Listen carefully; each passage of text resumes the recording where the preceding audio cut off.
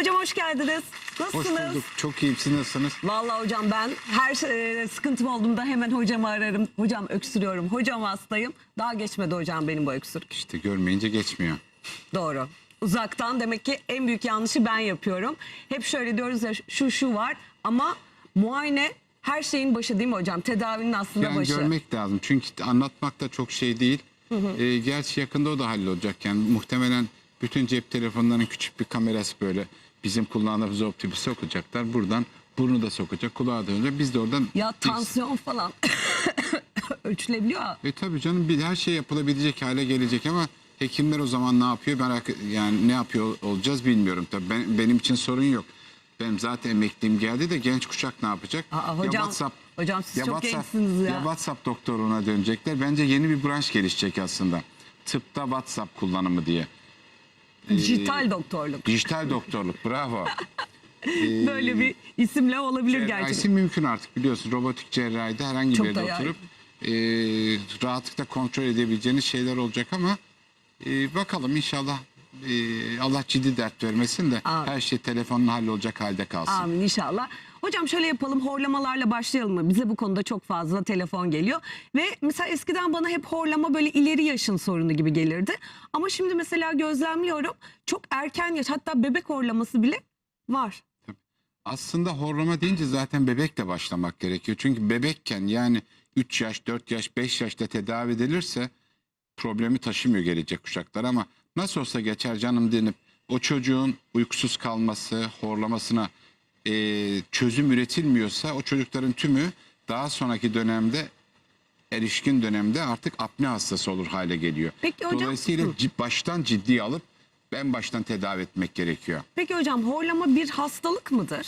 Şimdi horlamanın iki kısmı var. Bir komik olan kısım var. Yani horlayan, hepimizin güldüğü ama bizi asıl ilgilendiren tıkayıcı tipte horlama hastalığı. Yani işin komik olan kısmından daha önemlisi horlayan kişiyi tehdit eden boyutu.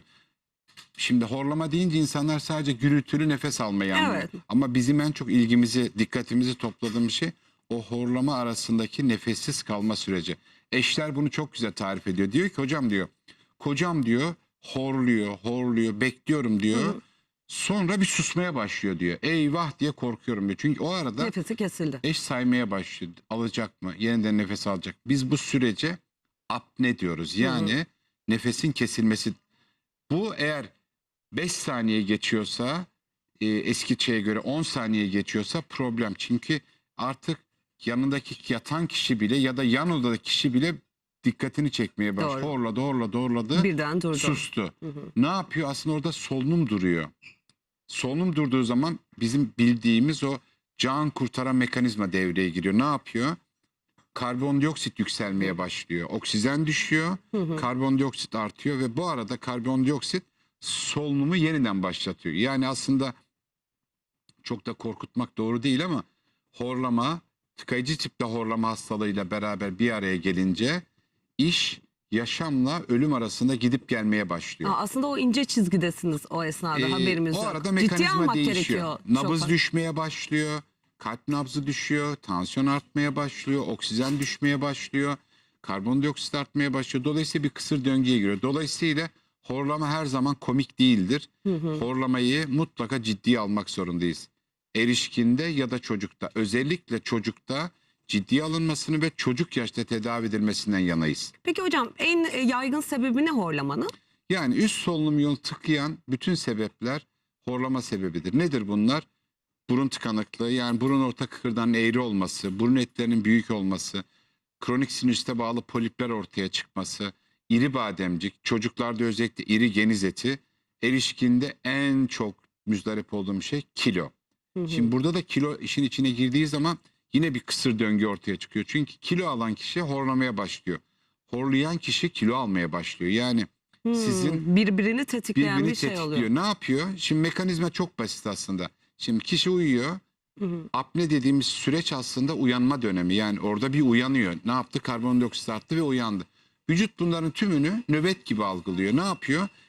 Beni nöbete kaldırıyor diye. Bu kaç defa? 10, 15, 20, bazı insanlar 100 defa uyandığının farkında olmayacak biçimde uykusu bölünüyor.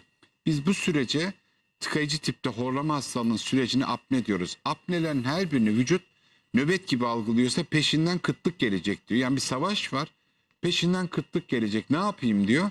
Kıtlığa hazırlıklı davranayım ve kilo Ve almayayım. kilo toplayayım. Neyin bulursa şey. Çünkü Enteresan. metabolizma düşüyor. Aha. Ne yapıyor horlayan kişiler? Sabah yataktan zor kalkıyor. Ne diyor? Kaç saat uyuyorsun? Diyor, hocam 10 saat uyuyorum ama uykuya Ama doymuyorum yorgun diyor. kalkıyorum. Çocuklar da öyle. Anne diyor ki hocam diyor ben çocuğu sabah okula göndermekte çok zorlanıyorum. Çocuk uykuda pozisyon değiştiriyor, dönüyor, horluyor, nefesi kesiliyor, sabah yataktan zor kalkıyor ve bu çocuklar okulda başarısız hale geliyor. Konsantrasyon problemi başlıyor. Kilo almaya başlıyorlar. Daha inaktif hale geliyor. Ağır bir yemekten sonra uykuları geliyor. Çocuk ya da erişkin. Mesela biz bunu masum bir horlama mı yoksa ciddi bir horlama olup olmadığını çok basit suallerle bulabiliyoruz. Ne diyoruz? Mesela hocam. Sabah yataktan rahat kalkabiliyor musunuz diyor. Hocam kalkamıyorum diyor. 10 saat uyusam kalkamıyorum diyor. Ama ben horluyorum ama hocam 4 saat uyusam bile sabah zımba gibi kalkıyorum diyorsa bu bizim korktuğumuz tip horlama değil. Bizim korktuğumuz tip horlama ağır bir öğlen yemeğinden sonra uykusu gelen kişilerdir. Ya da televizyon karşısında uyuyan kişilerdir. Ya da en önemlisi otomobil kullanırken uyuyan kişilerdir. Bunu çok ciddiye almak zorundayız çünkü apne hastaları özellikle ileri derecede apne hastaları trafik kazası yapmaya meyillidir. Mesela O kadar duyuyoruz ciddi. işte otobüs devrildi diyor. Aha.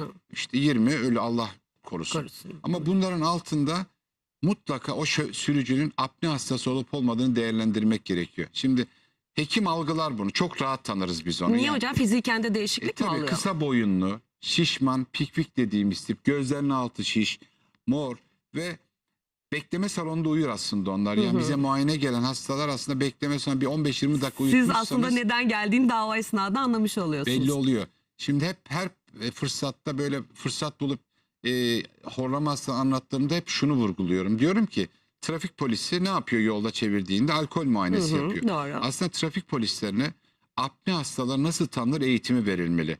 Eğer apne hastası olacağından şüphelenen kişi varsa bunların mutlaka uyku testi yapılması gerekiyor. Niye? Uyku testi hani bu gece Bir gece laboratuvarlarda laboratuvarda kalıyorsunuz. kalıyor. Aha. Yani size benim anlatmaya çalıştığım parametrelerin tümünü objektif olarak kayıt altına alıyoruz. Ne yapıyoruz? Uykuda ne kadar süre nefesi kesiliyor? Uykuda nefesi kesildiği zaman Vücut kalp nasıl ritmi reaksiyon değişiyor veriyor? mu? Kaslarda değişiklik oluyor mu? Karbondioksit artıyor mu? Nabzı artıyor mu ya da düşüyor mu? Tansiyonu iniyor mu çıkıyor mu? Ve bunların tümünü parametreleri bir araya getirdiğimizde bir endeks ortaya çıkartıyoruz. Bu endekse göre de bu bir apne hastasıdır demekle kalmıyoruz. Ağır mı, hafif mi, orta mı olduğunu belirliyoruz. Çünkü bunların tümünün tedavisi mümkün. Apne hastasının en önemli kısmı bence teşhis koyması. Teşhisi kim koyacak? Ya aile koyacak, en azından onlar şüphelenecek. Hekim sorgulayacak, bunun gerçekten apne olup olmadığını bulacak. Sonra tamamen objektif kriterlerle uyku laboratuvarı çözecek. Sonra da tedavisi mümkün. Peki hocam hemen bir telefonumuz var. Merhaba diyelim. Ankara'dan bir telefon. Merhaba efendim, hoş geldiniz. Merhaba efendim, kolay gelsin hocam. Buyurun efendim. Hocam benim abimin ve babam çok horluyor ve abimin ağzından su akıyor. Geceleri çok rahatsız oluyoruz. Horlamanın sebebi nedir? Bir Yani- başka tanım daha eklendi şimdi hocam. Bir sorun Yani daha. bu masum bir horlamaya benziyor ama genelde böyle ağız açık uyuyan insanlar. Niye insanlar ağzı açık uyur? Çünkü mutlaka burnu tıkalıdır. Nefes alın. Burun tıkalı olduğu zaman kişi ağzını açıyor, çeneyi açıyor. Çeneyi açtığı zaman dili tutan şey şimdi şöyle duruyorum. Dilim nerede? İçeride. Dilim önde. Ağzımı açtığım zaman ben 1 santim açtığım zaman dilim arkaya kaçıyor. Dil arkaya kaçtığı zaman kişinin kendi dili solunum yolunu tıkamaya başlıyor. Ne yapıyoruz bu durumda? Pozisyon değiştiriyoruz. En çok horlama gördüğümüz pozisyon nedir? Sırt Sırt üstü üstü pozisyon. yatmak, Ne evet. yapıyoruz biz bunu? Yan dönmesini sağlıyoruz. Eğer kişi kendisi dönüyorsa sorun yok. Yoksa çok basit mekanizmalar ama birinci koşul mutlaka burnumuzun açık olması gerekiyor. Yani insan uyurken mutlaka ağzı kapalı olmalı. Ağzı kapalı olması için de burnun açık olması Açık, gerekiyor. tabii, nefes alabilmek için. Evet. Evet, çok teşekkür ediyoruz izleyicimize ama hocam en azından dinlediği kadarıyla şu anda çok önemli bir horlama tipi, Masum bir horlamaya masum bir benziyor, evet. horlama gibi gözüküyor. Dilin geriye kaçmasından insanlar hayatlarını bile kaybediyorlar değil mi Yani hocam? daha çok sporcularda bildiğimiz şey baygınlıkla dilin arkaya kaçması ama bizim uykudaki Daha basit. Yani solunum yolunu kapatan bir dil kökü var. Ne yapıyor? Hava oradan geçerken bir de vakum yapıyor ve hava geçmiyor. Mekanizma çok basit aslında. Bir mekanizma pompa gibi düşünün. Yani bir şeyi şişirmek için ne yapıyorsunuz? Pompa kullanıyorsunuz. Pompada amaç ne? O sübabı nasıl açıyoruz? Basınçlı hava göndererek. Uykuda da öyle. Eğer bizim cerrahiyle ya da basit tedbirlerle ya da yaşam biçimini değiştirerek düzeltebiliyorsak sorun yok. Ama yoksa mutlaka apne skoru yüksekse bir pompa veriyoruz biz hastaya aslında. Pompa dediğime bakmayın. Bunun adı işte SIBAP olabilir, SIBAP, BIBAP evet. olabilir. Şöyle Nedir? taktığımız Maske maskeler. veriyoruz. Basınçla uyumasını sağlıyoruz. Ama buna gelinceye kadar mutlaka yaşam biçimini derlememiz lazım. Mesela programa başlarken çok güzel bir şey söylediniz. Biz horlamayı erişkin hastalığı, yaşlı hastalığı diyebilirdik. Gençlerde de görüyoruz. Gençlerde de görüyoruz çünkü insanlar eskisi kadar rahat dinlenmiş yatağa gitmiyor. İnsanlar Tabii. bir koşturma içinde. Hem de nasıl? Horlamanın en büyük sebepleri bir de işin fizyolojik horlamaları var. Eğer nezleyseniz horlarsınız. Burnunuz tıkalıysa horlarsınız. Alkol almışsa horlama çok normal. Tok karnı uyuyorsanız yani geç yemek yiyip uyuyorsanız horlamanız çok normal. Kilo almışsanız horlamanız çok normal. Çok yorgunsunuz. Bir koşturma içinde gittiyseniz horlamanız çok normal. Ne yapıyoruz o zaman? Yaşam biçimimizi değiştiriyoruz. Spor yapıyoruz.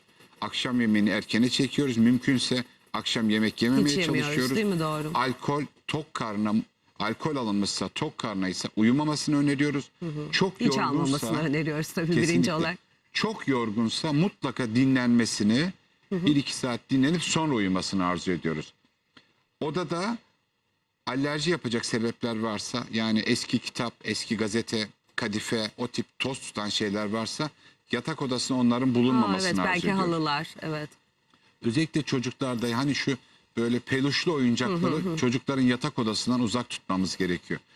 Çocukta ısrarla altını çiziyorum. Çocukta horlama varsa mutlaka çocuk uzmanı ya da kulak boğaz uzmanı görmeli ve bu çocukta iri bademcik ya da iri geniz eti varsa tespit edilmeli. İlaçla çözülecekse ilaçla, cerrahiyle çözülecekse basit cerrahilerle mutlaka çocuğun sessiz uyumasını sağlamak zorundayız. Evet hocam, bir daha tekrar edelim. Çocukların odasında özellikle peluşlar olmasın dedik. Belki Odasının- halılar olmasın. Odasının çok iyi havalanmasını sağlamak zorundayız. Yani çocuğum üşümesin diye sıcak tutma konusunda ne kadar basiretli davranıyorsak çocuğun odasının temiz olmasını, iyi havalandırılmış olmasını, tercih anda çok sıcak olmamasını sağlamak zorundayız. Polen mevsimlerinde, alerji dönemlerinde çocuğun odasını sabah saatlerinde değil, mümkünse öğleden sonra, akşamüstü saatlerde Polenlerin birazcık yatıştığı daha yatıştığı saatlerde. dönemde odasında böyle işte hatırası var ya da çocuğum çok seviyor türünden yaklaşımlarla peluş tarzı o böyle tüylü oyuncaklar, ayıcıklarla Evet, uzak çok tutmak tatlılar ama gerekiyor. çocuğa zarar verdiği noktada hiçbir anlamı yok. Çünkü onlar ev akarları topluyor. Mümkünse çocuğun odasında halı olmamasını arzu ediyoruz. Parke olmasını arzu ediyoruz. Parkenin de öyle ikide bir cilalanmasını ya da kimyasallarla temizlenmesini Doğal arzu etmiyoruz. bırakalım. Çünkü temizlik uğruna yaptığımız şeylerin tümü aslında bir şekilde çocuğa zarar vermekti. Sadece çocuk değil, erişkin için de öyle. Erişkinlere de evet. Çok dezenfeksiyon da iyi bir şey değil. Özellikle kimya yani çok temizlemeye meraklıysak olabildiği kadar doğal şeylere. Evet, yani sirke gibi, Arap sabunu gibi. Sirke gibi şeyleri Nem makineleri için ne dersiniz hocam? Yani İstanbul ya da güneyde herhangi bir deniz kıyısında olan yerlerde asla önermiyorum. Nem makinesi yerine bu mevsim için çok doğru değil tabii ki ama kışın özellikle radyatör kaloriferlerin mutlaka ısıtılmasını. Ha, bir de su mu Eski koymak? şey yani. Eskiden mi? soba Su- neydi? Soba bir evin ısıtıcısı, soba bir evin çamaşır kurutma makinesi, Aynen. soba bir Çok şekilde amaçlıydı. su kaynatma mekanizmasıydı. Dolayısıyla o kaynayan su, kurutulan çamaşır odanın nemini veriyordu zaten. Ama ne yaptık şimdi? Kalorifere döndük. Tabii. Ya da daha kötüsü klimayla ısıtıp soğutmaya Yerden başladık. ısıtma, yukarıdan ısıtma, evet. O apayrı bela. Özellikle yazın ne yapmamız gerekiyor? Yazın olabildiği kadar klimayla değil. Çünkü klimanın temel mekanizması havanın suyunu alıyor. Halbuki bizim çocuk ya da erişkin hiç fark etmiyor. Boğazımızın, burnumuzun havadaki nemle buluşması gerekiyor.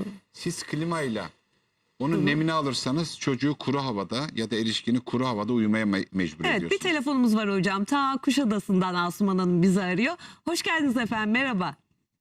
Hoş bulduk, merhabalar. Dinliyoruz sizi hocamla. Hocama bir sorum olacaktı. Tabii ki, Benim buyurun. horlama olmadan da uykudan nefesim birkaç sefer durabiliyor. Eğer yanımda biri yatıyorsa o uyandırıyor veya kuvvetli bir öksürükle uyanıyorum ve gün içerisinde çok bitkin hissediyorum kendimi. Buradaki enteresan olan horlama olmasa Yani dahi. bu şimdi bizim apne biz aslında mutlaka horlama eşlik etmiyor. Sessiz apneler de var. Ve en büyük karşımıza çıkan problemlerden biri bu. Genelde apnesi olup ya da horlaması olup damak ameliyatı yapılan kişilerde bu defa sessiz apneler ortaya çıkmaya başlıyor. Artı apneyi anlatırken ya da horlamayı anlatırken hep bir şey anlattık. İşte burun tıkanıklığı, boğaz, dil, Evet. iril, şiş. Bazen santral olabiliyor. Uyku laboratuvarındaki amaçlarından biri bu zaten. Santral ne demek hocam? Beyinle ilgili olabilir. Ha, Yani ha, beyindeki santral, vücut solunum merkezi. santralinde. Şimdi apneyi biz ikiye ayırıyoruz. Santral yani merkezi apne sebepleri. Bir de periferik dediğimiz bizimle ilgili olan kısımları. Dolayısıyla burada da yine öyle. Mutlaka uyku testi yapılması gerekiyor. Uyku laboratuvarında bir gece kalması gerekiyor. Santral bir sorun varsa nörolog mu bakıyor, beyin cerrahı mı hocam? Şimdi bu horlama hastalığı aslında enteresan bir hastalık. Hani şey vardır ya, çok bilinen bir atasözü vardır. Elinizde çekiç varsa bütün dünya çivi zannedersiniz. Horlama da öyle. Nörolog da bakıyor, branş branş geziyorsunuz. kulak burun boğazcı da bakıyor, göğüs hastalıkları da bakıyor. Her biri bir anlamda çözüm üretiyor. Diş hekimleri de bakabiliyor. Çünkü diş hekimleri de alt çeneyi arkaya kaçmayacak biçimde apereyler yaparak dilin arkaya kaçmasının önüne geçiyor. Dolayısıyla bunlar hangisi doğru, hangisi yanlış? Hepsi doğru. Yeter ki doğru teşhis konulsun. Yani kişinin problemi santralse mutlaka zaten bir nörolog ya da bir uyku merkeziyle, uykuyla uğraşan bir branşın yapması gerekiyor. Burun tıkanıklığı varsa bizimle ilgili. İri bademcik, iri genizeti varsa yine bizimle ilgili. İleri derecede apne varsa mutlaka uykuyla uğraşan bir laboratuvarın görüp cihaz ya da ilaç ya da buna benzer şeylerle müdahale etmesi gerekiyor. Şimdi bizim izleyicilere anlatmamız, izleyicinin akılda kalmasını istediğim bir tek şey var. Bu ciddi bir hastalıktır.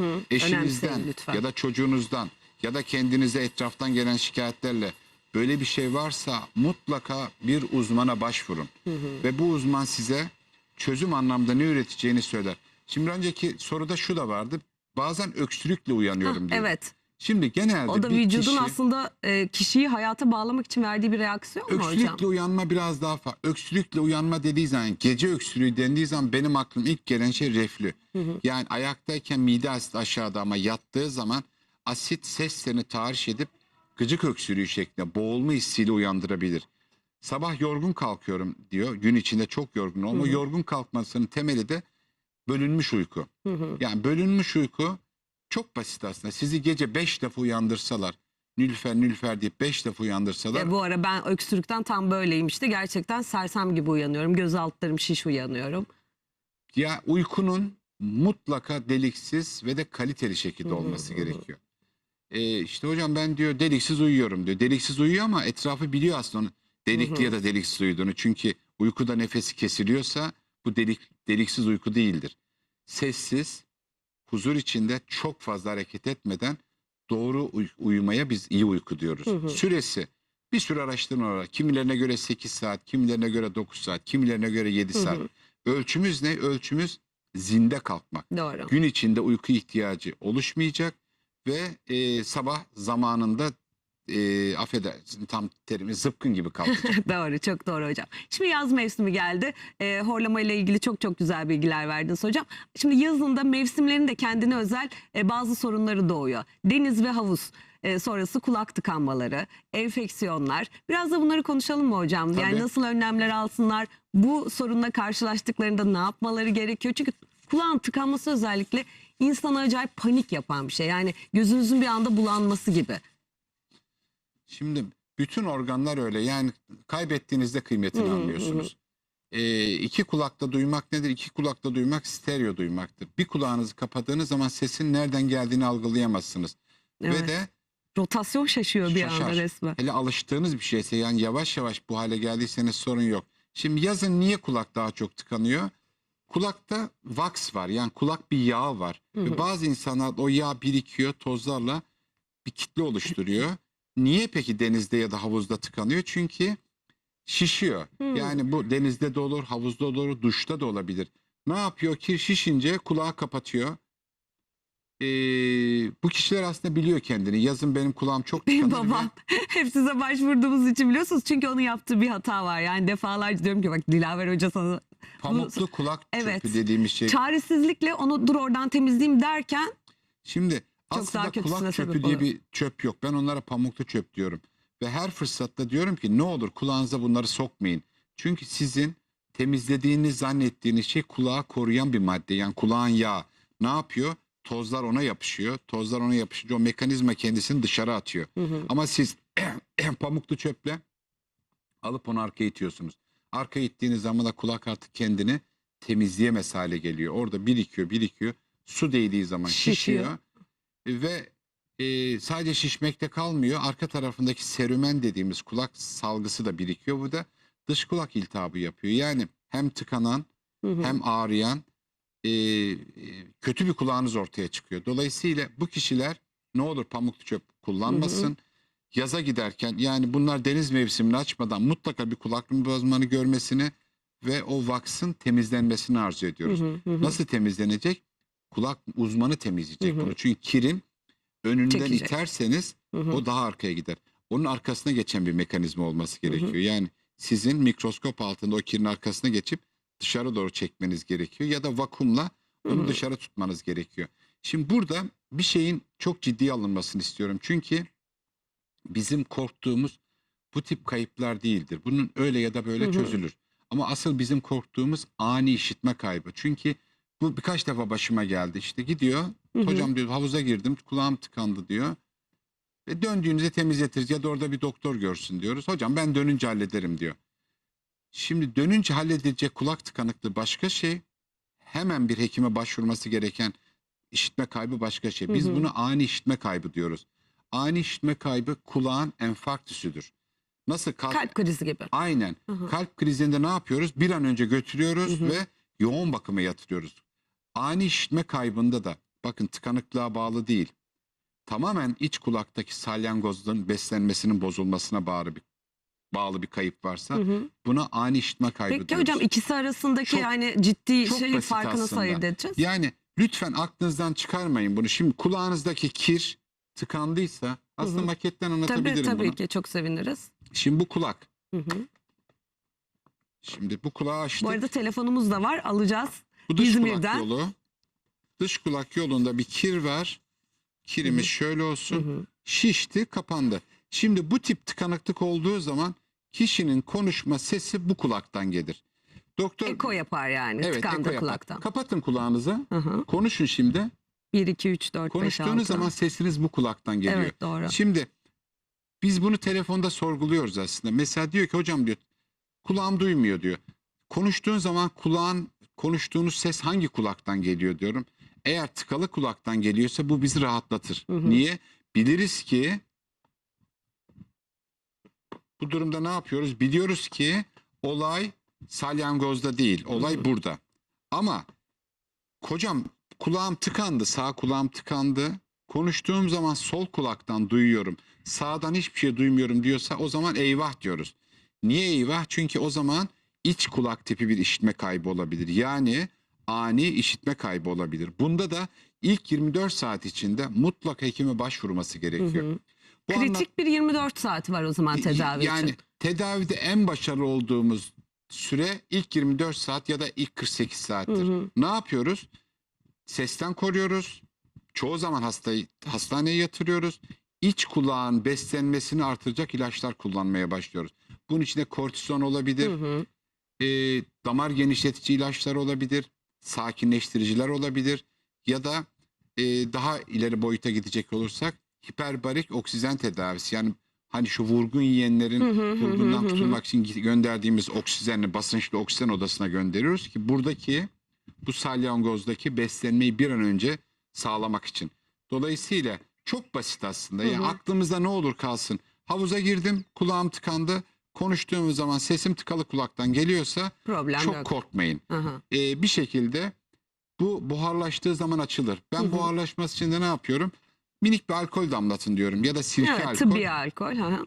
Ne yapıyor? Alkol buharlaşırken kirdeki kirin Hemen onun mekanizmasını da şöyle koyalım. suyunu alıyor ve açılmasını sağlıyor.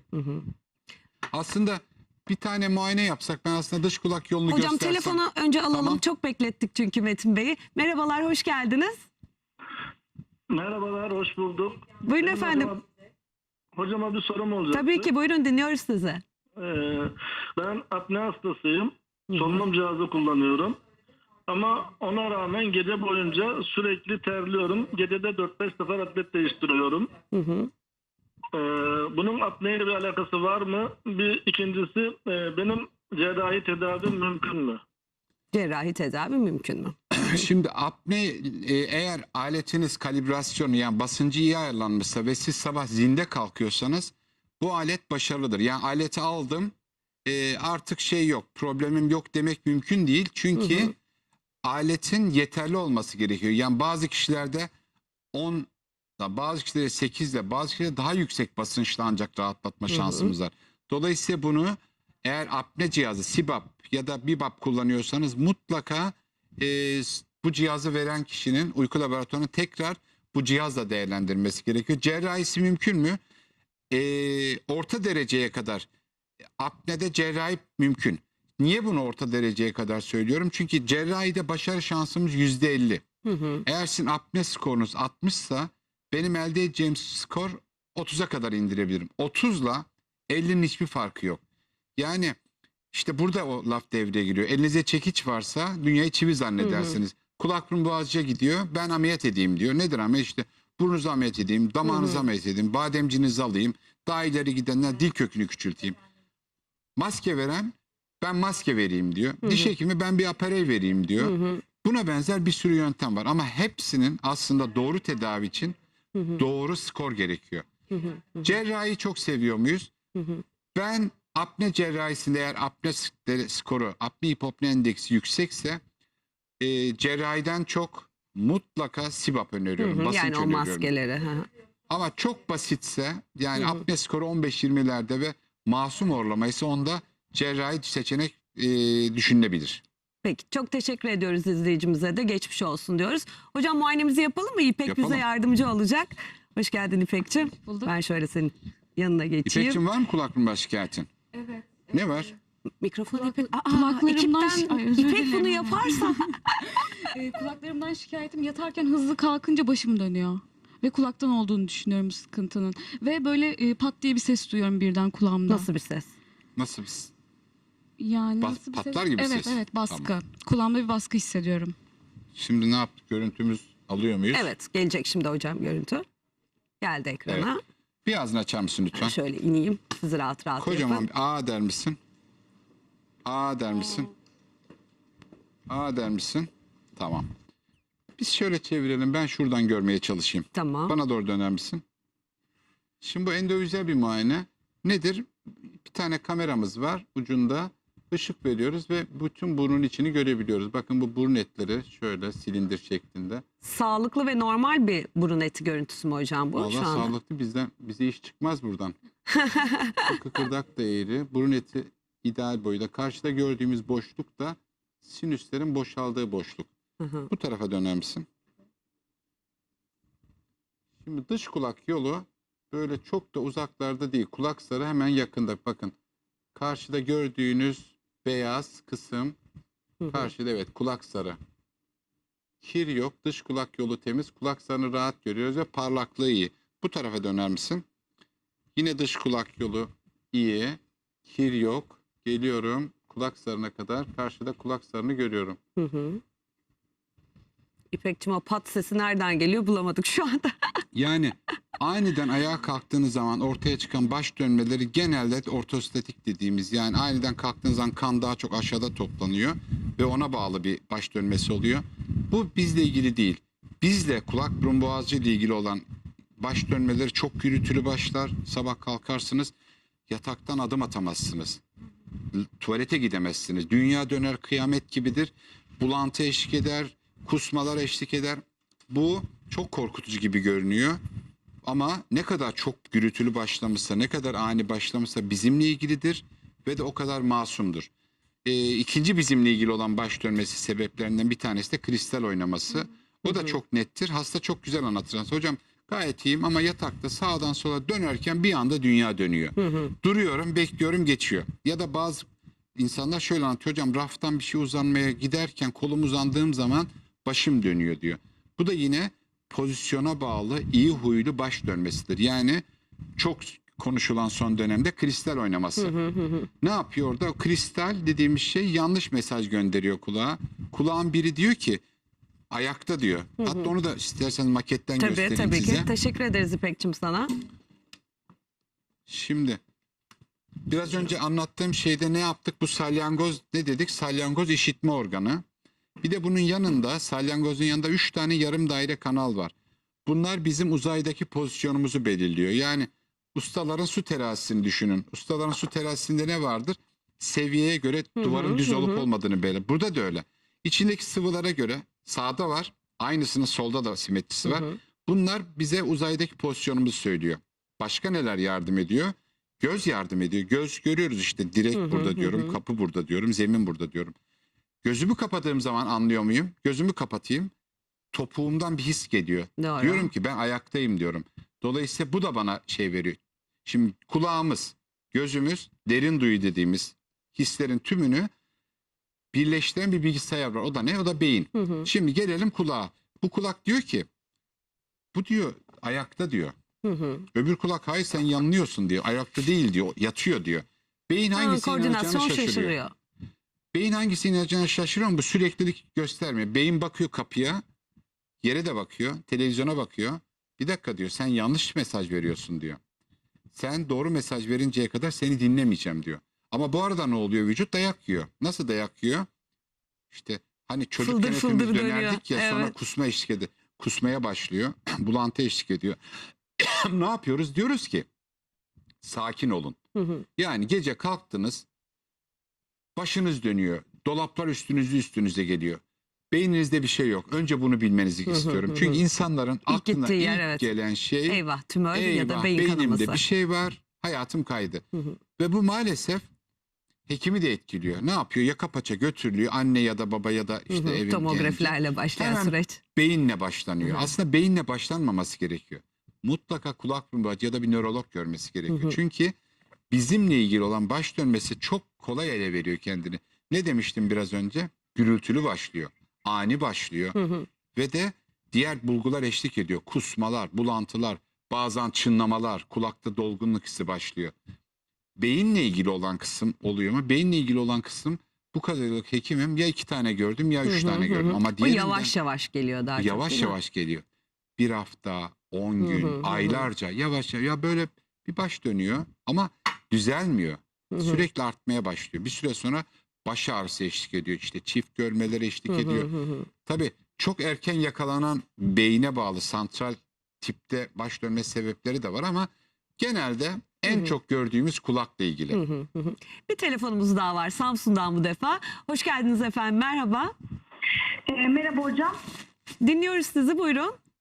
Şimdi hocam benim uzun zamandır geçmeyen tek taraflı kulağımda uzun zamandır bir tıkanıklık var.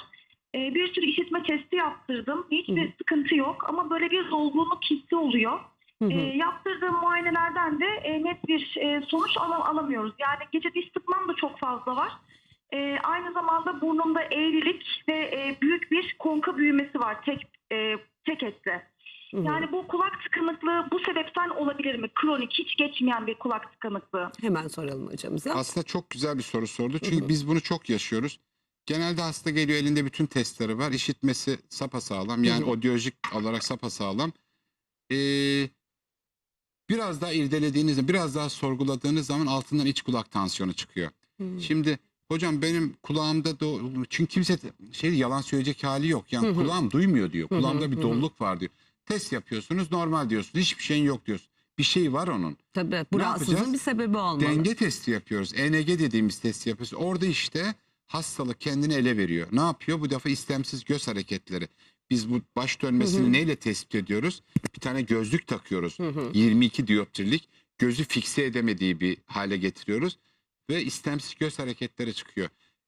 İzleyicimize de Özlem Hanım'dı galiba. Evet, Özlem Özlem Hanım'a da mutlaka ENG yaptırmasını öneriyorum. Çünkü ENG'de iç kulakta yani siz burada salyangozda dolgunluk hissediyorsunuz ama Sizin hastalığınızı ele verecek olan şey denge organı. Dolayısıyla denge organının testi yapılırsa, elektronistagmografi dediğimiz test yapılırsa oradaki patoloji çıkar ve iç kulağınızdaki basınç artışı, fazlalaştığı görülürse tedavisi mümkün. Tedavide de en önemli şey stres faktöründen uzak durmak. Çünkü bunların genelde, mesela benim şahsi tecrübem, en çok gençlerde görür hale geldik. Hep soruyorum, ya sınav dönemi, ya Stresle çok doğru orantılı. aynen, ya büyük bir üzüntü yaşanmış durumda, ya bir ailede bir hastalık var. Genelde dolgunlukla başlıyor. Aslında daha ileri safhaya geçtiği zaman herkes teşhis koyuyor zaten. Çünkü üçlü bir triyat çıkıyor ortaya. Kulakta dolgunluk hissi ya da işitme kaybı, çınlama ve baş dönmesi. Bunların üçü bir araya geldiği zaman zaten bunun adı Meniere hastalığı oluyor. Meniere hastalığı nedir? İç kulak tansiyonudur. İç kulağın artmasıdır. Burada da öyle, mutlaka ENG yaptırırsa iç kulakla ilgili problem olup olmadığı olduğunu çıkar görecektir. ortaya. Bir telefonumuz daha var. Merhaba efendim, hoş geldiniz. Merhaba, hocama bir sorum olacaktı da. Tabii, buyurun, dinliyoruz sizi. Hocam şimdi benim kulak çınlama sorunum var. Yaklaşık bir yıldır devam ediyor. Odyolojik tanılarda yüksek frekanslarda sol kulağımda 16 ve 20 desibel arası bir işitme kaybım mevcut. Timpano testi yapıldı. Tip A çıktı, normal çıktı her şey. Birkaç ilaç kullandım ve hala şikayetim geçmedi. Bazen bayağı bir ilerliyor, daha bir şiddetleniyor. Ne yapmalıyım hocam? Çok teşekkür ediyoruz sorunuz için. Çınlamada gene hocam ne kötü bir sorundur, değil mi? Çınlama çok rahatsız edici bir şey tabii. Sebebini bulursak çözümü mümkün. Yani burada aslında sebep bulunmuş gibi. Çünkü tiz frekanslarda kayıp bulunmuş. Şey gibi düşünün. Dışarıdaki sesi duymazsanız vücudun kendi içindeki sesi duyarsınız. Yani insanlar şey zannediyor. İşte bir kulağımız var, gözümüz var. Başka onun içinde dolaşan damarlar var. Yani kapatın kulağınızı, vücudun sesini duyarsınız aslında. Doğru. Kapatın kulaklarınızı. Bir ses var derinden. Ya orada bir fabrika var zaten. Şimdi Hemen bir uğultu oluyor. Hastalar diyor ki kulağım, hocam diyor, beynimin içinde fabrika var. Fabrika var zaten. Çünkü atar damarlar var, toplar damarlar var, eklem var. Onun içinde sünger dokular var. Var da var yani. Siz onu ne yapıyorsunuz? Duyduğunuz için o sesle maskeliyorsunuz. Mesela bu kişiler, çınlaması olan kişiler, hocam diyor, gündüz iyiyim diyor. Gece yatağa başımı koyduğumda başlıyor diyor. Niye? Yatakla ilgisi yok. Ses Sessizlikle kesildi. ilgisi var. Ne yapıyoruz? Çok basit aslında. Sebebini bulduktan sonra ne yapıyoruz? Sessiz ortamda kalmamasını istiyoruz. Bazen küçük bir cep radyosu, yastığın dibine koy diyoruz. O çınlamayı yok edecek kadar, daha fazla değil. Onu dinleyerek uyumaya çalışın. Ya da iki FM radyo arasında şey vardır. Böyle iki istasyon arasında bir ses vardır. diye bir ses. Onu üreten aletler var. Çok basit aletler. Yani internetten ısmarlanabilir.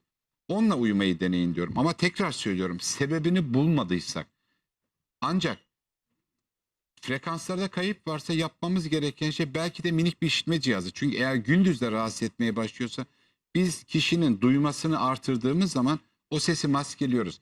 Çınlama epilepsi gibi düşünün. Yani epilepsi nedir? Sarı hastalığı. Nedir burada? Beyinde elektrik uyarısı var ve istemsiz kasılmalar oluyor. Kimde oluyor? Herkeste olabilir. Ama sağlıklı beyinde ne yapıyor? O elektriksel uyarı baskılanıyor.